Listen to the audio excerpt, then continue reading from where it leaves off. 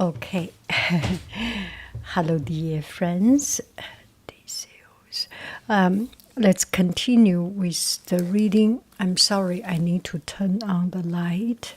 There is some reflection, but this way I can see better. Otherwise, it will be too dark for me to see. Here is the book, and I put on the link of this description. So let's appreciate a little bit of the picture here. Okay. Theseus and the Minotaur. Theseus and the Minotaur. Minos was outraged to learn that Daedalus and Icarus has escaped. Since Daedalus was an Asian, Minos decided to punish the people of Aeson. Minos possessed a vast collection of birds and animals that his ship had brought to Crete from all over the world. One creature was too fierce to keep in an ordinary cage. This was the Minotaur. Oh, Minotaur. A monster with a man's body and a bull's head. Yeah. And the Minotaur is such a mysterious, and I just feel something so strange I could not explain. And I will not tell this story, but it was kind of a myth a couple of years ago. I was reading the story of Minotaur and Greek mythology, Minotaur, Crete, and there was something happened in Crete, and I just could not explain it. And the Minotaur was fed on human flesh. It killed anyone who came near. Minos kept the monster in the labyrinth that Daedalus has built beneath the royal palace. The creature guarded Minos' treasures. What thief could dare enter the labyrinth, knowing that Minotaur lurked in its tunnels? As punishment for the escape of Daedalus and Icarus, Minos decreed that every year the city of Aeson was to send 7 of its most beautiful young women and 7 of its handsomest young men to Crete. When they arrived, they would be thrust into the labyrinth to be devoured by the Minotaur. Oh my God. This makes me so so uncomfortable.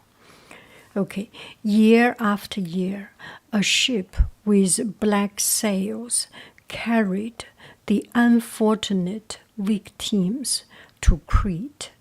The Ancients wept to know that their sons and daughters were going to be eaten by a monster.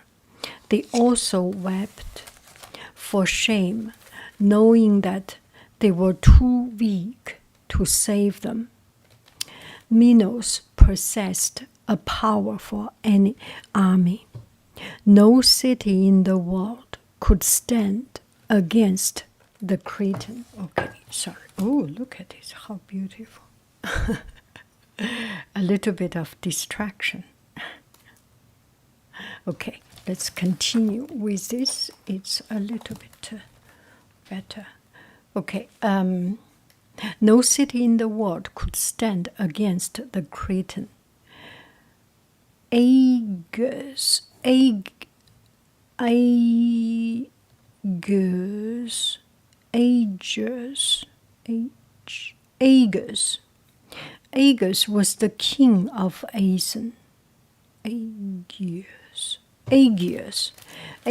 was the king of Aeson. His son Theseus watched the black-sailed ships leave the harbor year after year. He clenched his fist with rage, seeing the cowardness of the Aeson. How much longer will we be slaves to the Cretan? Theseus asked his father.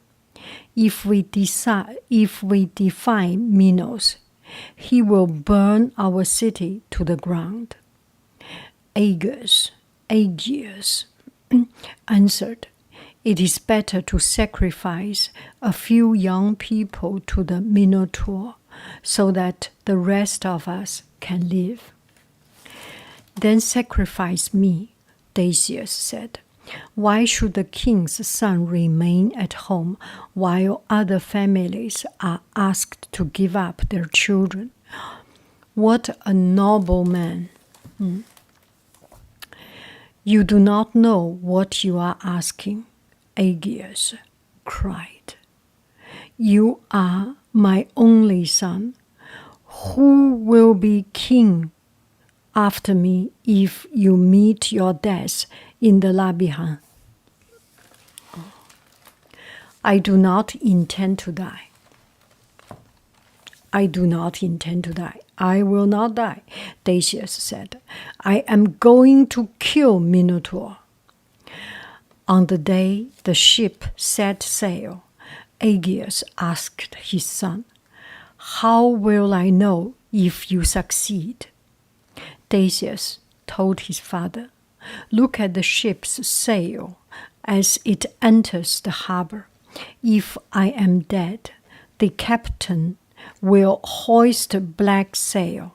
If I am alive, the sails will be white.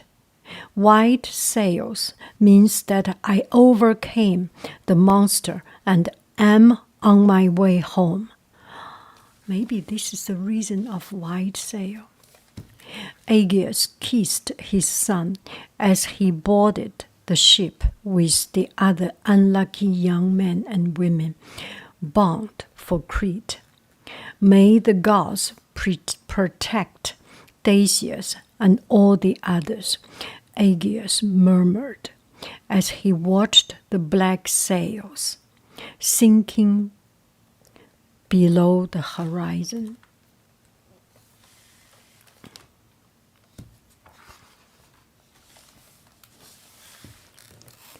The ship arrived in Crete. Theseus and his companions were led before Minos. Would any of you like to beg for mercy? The king asked. You never granted mercy before, said Theseus. Why would you grant it now? Better for us to die on our feet as heroes than live as cowards on our knees. What a hero! This is a hero. Theseus' companions cheered. His words gave them courage. They were ready to face death with him. To die with a leader that is with you is all worthy. You will have your wish, said Minos. Tomorrow you will go into the Labyrinth. We will see how brave you are when you meet the Minotaur. Minos' daughter, Ariadne,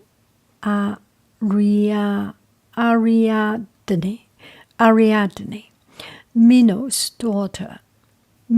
daughter, Ariadne, had been watching from behind a tapestry.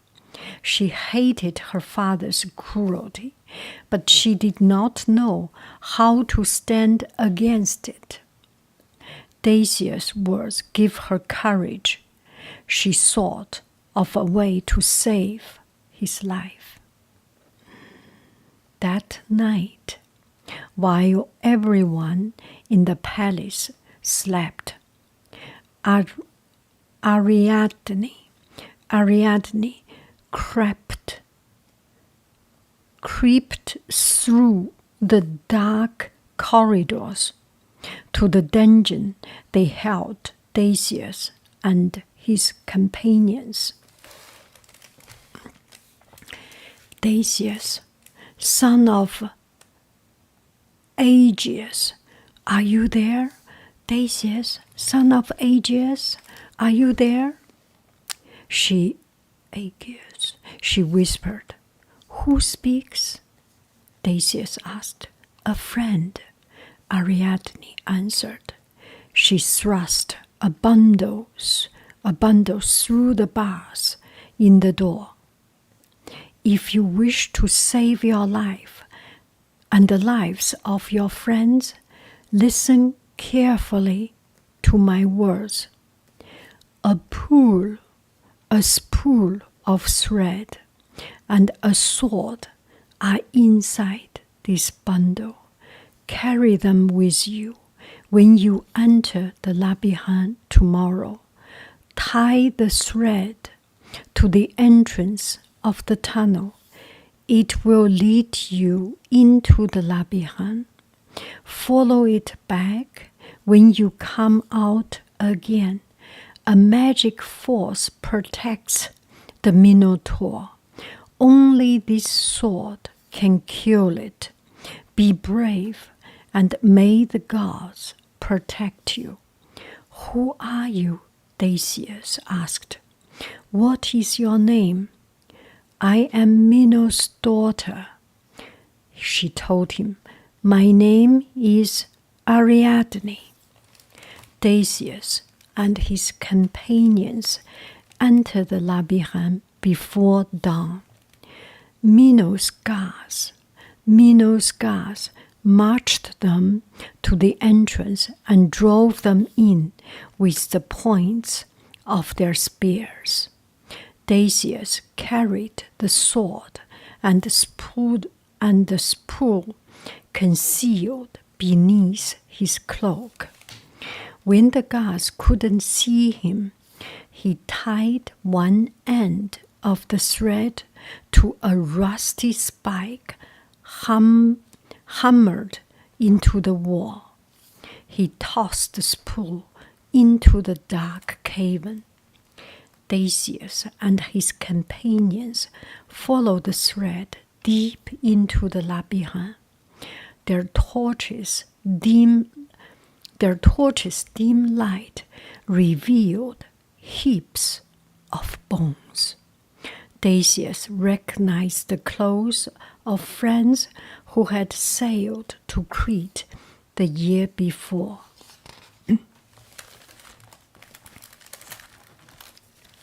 The Minotaur must be near, he told his companions. He drew the sword from beneath his cloak. A roar filled the cavern. An immense shape appeared, blocking the path ahead. The creature's eye glowed in the dark. Two mighty horns rose above its head. Theseus felt its hot breath on his face. I am not afraid of you, Theseus shouted. If you want a fight, you will have one. Come on, I'm ready. You want some? You want some? I give ya. Yeah, Theseus said.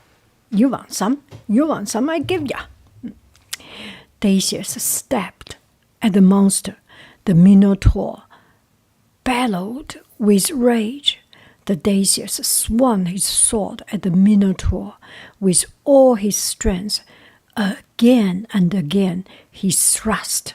Finally, a scream shook the cavern. Finally, a scream shook the caverns wall. Cavern walls. Theseus felt hot blood gushed over his body. The creature choked, gasped, then fell down, dead.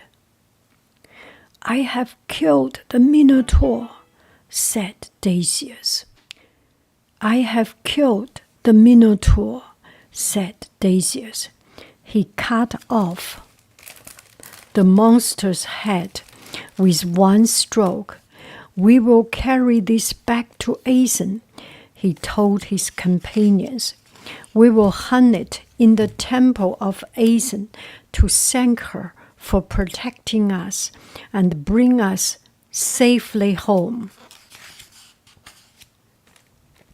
Theseus and his companions followed the thread through the labyrinth. It led them back to the entrance where Ariadne awaited them. Hurry, she told Athenians. You must be aboard your ship before my father finds out you have killed Minotaur. Farewell, Ariadne, said Theseus. We will never forget your kindness. My father will put me to death when he finds out that I helped you, Ariadne said. My life is in your hands, Theseus. Take me with you.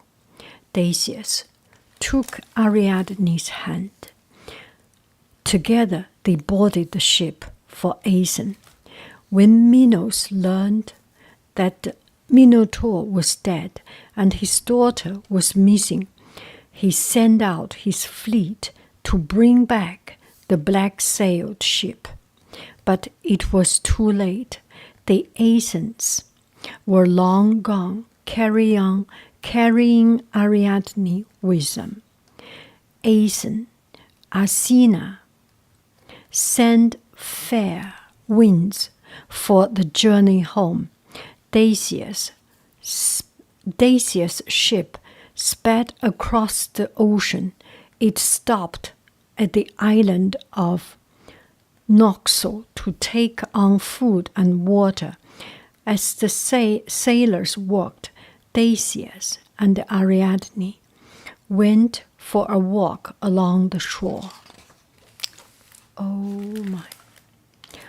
Oh, I am so happy, Ariadne said to Theseus. I can hardly wait for us to return to Athens so we can start planning our wedding. Theseus stopped in his track. He didn't want to marry Ariadne. It didn't matter that she had risked her life to save him. What mattered was that she had no wealth to bring to marriage. Oh, Theseus wanted a bride who could make him rich. What is going on with this story? Ariadne lay down to take a nap. Once she was asleep, Theseus ran back to the ship. The Athenians immediately set sail, abandoning Ariadne on the beach. Oh my! Athena, looking down from Mount Olympus, saw the cowardly trick that Theseus had played on Ariadne. She saved him from the Minotaur, and this is how he thanked her. Athena said, Ariadne will weep when she awakes. Theseus will weep too when he returns to Athens. I will make sure of that.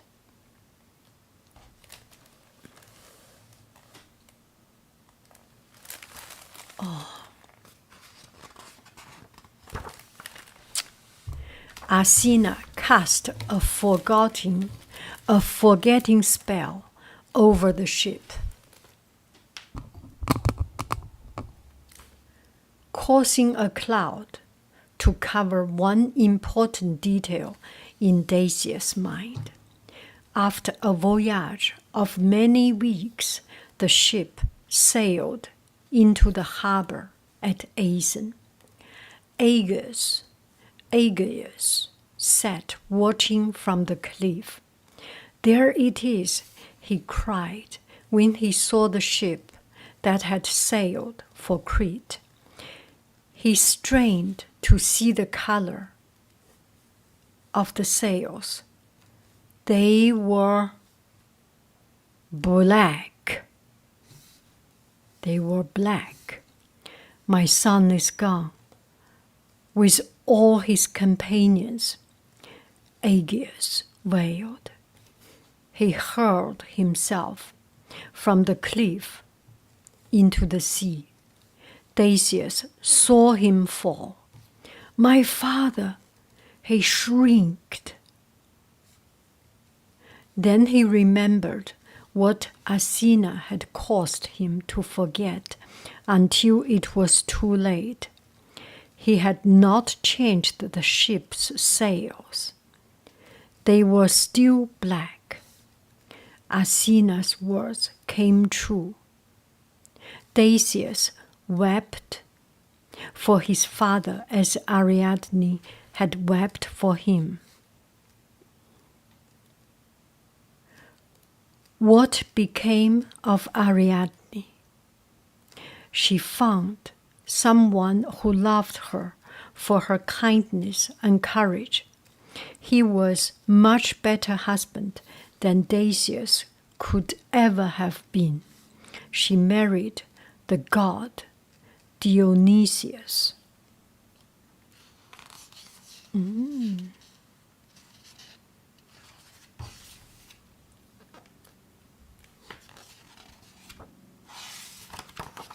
Ariadne.